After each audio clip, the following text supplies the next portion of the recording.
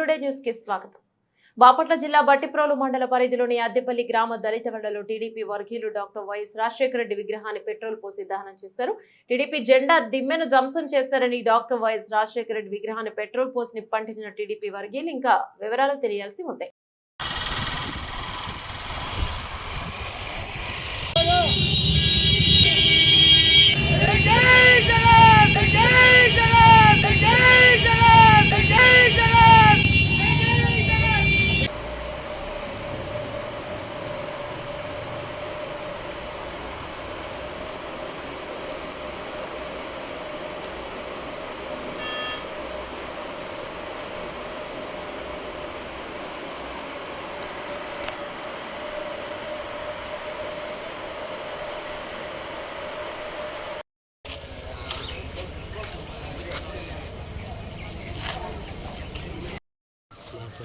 Ay,